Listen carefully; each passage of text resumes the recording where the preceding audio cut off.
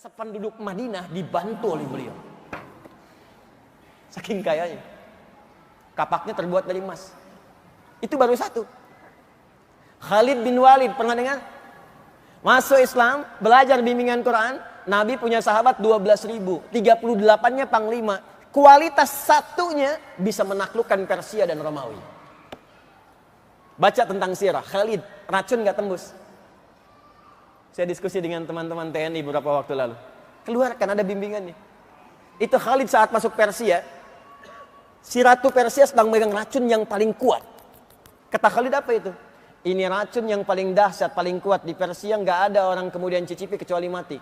Khalid ketawa, nggak ada kematian kecuali dengan izin Allah Subhanahu Wa Taala. Mana racunnya? Sini. Bismillahirrahmanirrahim. Bismillahirrahmanirrahim. Dengan nama Allah yang kalau disebutkan racun pun apapun nggak akan berpengaruh. Minum sampai habis. Habis. Nggak ada apa-apanya. Dibuang Khalid. Apa komentar ratu itu? Kata orang ini, kalau semua pasukan jenderal-jenderal muslim seperti ini, maka sudah tidak akan ada yang bisa menandingi sedunia ini.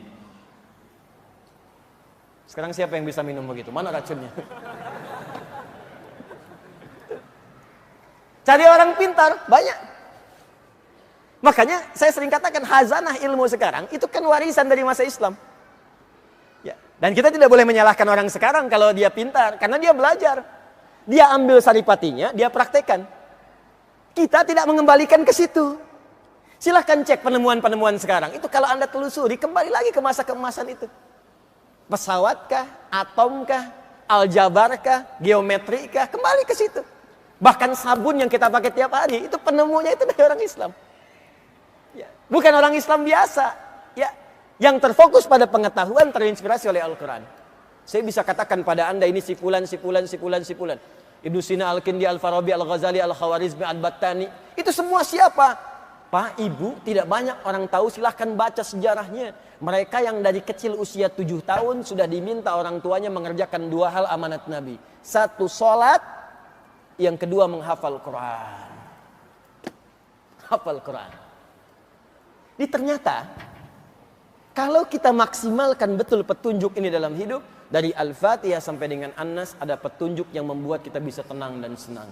Boleh jadi, maaf, kenikmatan hidup ini belum kita rasakan sempurna karena petunjuknya belum kita hadirkan dan belum kita praktekkan dalam kehidupan. Sekarang, semua itu ada di sini. Tapi kan gak bisa Pak kemana-mana bawa ini. Ibu mau belanja, petunjuk menawar dalam Al-Quran. Lama. Bapak mau rapat, petunjuk berkah dalam rapat, cari. Kelamaan. Ya. Bagaimana cara yang paling mudah? Lihat seperti Nabi pernah mengajarkan. Lihat seperti Nabi pernah mendidik sahabat-sahabatnya sehingga mereka menjadi mulia seperti di kemudian hari dan jadi khairu ummah. Inilah kesaksian langsung dari sahabat Utsman bin Affan, Ali bin Abi Thalib radhiyallahu taala anhuma ketika menerima informasi dari Nabi. Informasi ini disampaikan ke kita oleh Al-Imam Al-Bukhari ya, lewat kitabnya Sahih Al-Bukhari, Kitabul Jami, nomor hadis 4719. Ya. Al-Imam Al-Bukhari menerima hadis ini dari Hajjaj bin Minhal. Hajjaj bin Minhal menerima dari Syu'bah. Syu'bah menerima dari Alqamah bin Marsad. Alqamah bin Marsad menerima dari Sa'ad bin Ubaidah. Sa'ad bin Ubaidah menerima dari Abu Abdurrahman As-Sulami. Abu Abdurrahman As-Sulami menerima dari Utsman bin Affan dan Ali bin Abi Thalib radhiyallahu taala anhuma dari Nabi sallallahu alaihi wasallam qaal khairukum man ta'allamal Qur'ana wa 'allama. Jika Anda ingin jadi orang baik seperti kalangan orang dulu itu dan ingin tenang dan senang hidupnya, maka sebaik-baiknya Anda ialah orang yang mau belajar Al-Quran dengan serius dan mengamalkan Quran dalam hidupnya itu. Cara paling mudah, maka turunlah keterangan di firman Allah Subhanahu wa taala, fokus, alih-alih kita capek. Dan ini tidak salah. Membawa mushaf ke setiap tempat yang suci dan benar. Kenapa tidak kita hafalkan dan tanamkan Quran dalam jiwa kita? Sehingga kita bisa bawa kemanapun dan jadi bimbingan dalam kehidupan kita. Maka turunlah kemudian tawaran di Quran surah ke-54 ayat 17, ayat 22, ayat 32 dan ayat ke-40. Kita masuk pada intinya. Quran surah 54 ayat 17, ayat 22, ayat 32, ayat 40. Walaqad yassarnal Qur'ana lidzikri fahal mim muddakir. Saya baca terjemahannya dengan cukup singkat. Dan sungguh mesti diyakini dengan segala keagunganku, kata Allah, aku telah jadikan Al-Quran, aku tetapkan mudah, sangat mudah untuk diingat, dihafalkan. Fahal mim muddakir, maka jika aku sudah jamin itu mudah untuk diingat, dihafalkan, adakah di antara anda yang mau mengingat dan menghafalkannya? Ini tawaran dari Al-Quran. Kata Allah, alih-alih engkau capek, aku mudahkan. Saking mudahnya, aku jamin semua kalangan tanpa batas bisa menghafalkannya. Dan itu sudah terbukti sekarang. Pernah lihat anak kecil hafal Quran? Sekarang bukan cuma anak kecil. Saking mudahnya Allah tunjukkan, yang lumpuh otak hafal, yang kata manusia tak bisa melihat hafal. Saya lebih senang menggunakan kosakata yang Allah berikan kenikmatan kepadanya sehingga tak mampu melihat maksiat dalam hidupnya. Ya, hafal. Yang sepuh hafal. 80 tahun hafal Quran ada. 90 tahun hafal Quran ada. Ya, tanpa batas Bu, Pak. Dia Anda jangan pernah mengatakan begini, susah, faktor U. Bukan usia, usaha. Karena itu Allah jadikan Quran turun itu kurang lebih selama 22 tahun. Kan Nabi usia 40 tahun kan pertama kali menerima. Tambah 20 berapa? 62. Jangan lihat nabinya, di situ ada Abu Bakar, ada Umar, ada Abdullah bin Abi Umi Maktum yang lebih sepuh dari Nabi. Artinya mereka menghafal Quran itu dalam kondisi sudah sepuh, Pak, Bu. Itu kan orang Arab, Ustadz, hafalin KUHP. Yang bahasa Indonesia. Apa setiap orang Indonesia hafal KUHP?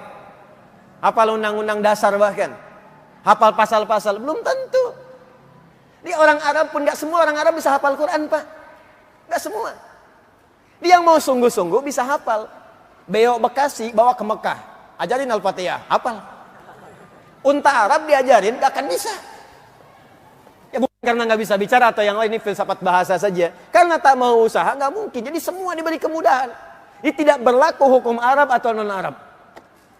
Nggak berlaku. Pernah dengar kisah Abu Jahal hafal Quran? Tidak. Abu Lahab turun surah Al-Lahab. Tapi belum tentu Abu Lahabnya hafal Quran. Belum tentu. Jadi kalau Anda tidak menginginkannya, kalau Anda bahkan bertentangan dengannya, mustahil Anda bisa menghafalkannya. Tapi poinnya, aku jadikan mudah, kata Allah, Quran bisa dihafal. Dari sejak zaman Nabi sampai tanpa batas. Yang tak melihat ada Abdullah bin Abi Umi Maktum. Yang anak kecil ada Ibnu Abbas, ada Ibnu Omar. Yang anak remaja sampai dewasa pemuda ada Ali bin Abi Thalib. Yang kalangan ke atas dikit ada Utsman bin Affan. Anda pedagang, Anda pengusaha, Anda orang kantoran, Utsman sama. Anda birokrat, Amr bin As sama. Anda punya kedudukan, Muawiyah juga punya. Tapi mereka semua ahli Quran. Bahkan penulis wahyu. Maka saya tanya pada Anda, sesibuk apa Anda? Punya kedudukan sebesar apa? Anda telah menaklukkan apa? Muawiyah itu presiden dulu, hafal Quran, penulis wahyu. Anda telah mimpin apa? Kesibukan apa yang menghambat Anda untuk jadi ahli Quran? Saya usaha, Ustadz, sekaya apa Anda? Abdurrahman bin Auf kapaknya terbuat dari emas. Anda siapa? Mas Afsep, Mas Joni, Mas Cepi?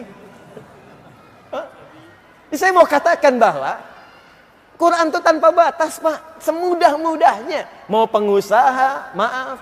Mau diplomat, birokrat, punya kedudukan. Mau ustadz, mau ibu rumah tangga, silahkan. Aku mudahkan semudah-mudahnya. Yakin?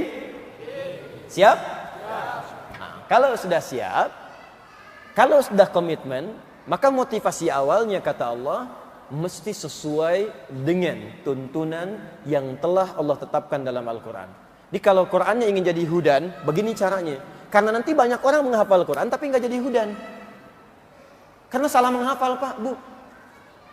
Demi Allah saya katakan, tolong catat ini ya nasihat saya. Kalau Anda titipkan anak-anak Anda menghafal di tempat-tempat hafalan, termasuk di pesantren, tolong cek cara menghafalnya. Apakah jadi hudan atau tidak? Karena banyak sekarang orang yang hafal Quran, hafal surat-surat tertentu, tapi nggak jadi hudan dalam hidupnya. Penghafal Quran penipu, ada. Penghafal Quran preman, ada. Penghafal Quran pemalsu ayat, ada. Penghafal Quran tukang bolak-balik ayat, ada. Masa hafal qul huwallahu semua agama sama? Berarti suratnya nggak menjadi hudan dalam dirinya. Jadi ada banyak orang sekarang menghafal Quran, cuman caranya keliru, nggak jadi hudan. Di penghafal Quran itu, Allah tidak melihat berapa juz yang ia hafalkan sampai dia wafat, tapi melihat apakah Quran itu jadi petunjuk dalam hidupnya atau tidak. Ini yang dimaksudkan Quran surah 35 ayat 32. Dari sini kita mulai, kita masuk pada bagian yang ketiga tentang bagaimana merumuskan cara hafalan yang benar. Yuk, kita lihat dulu kualifikasinya. Nanti Anda petakan baik-baik.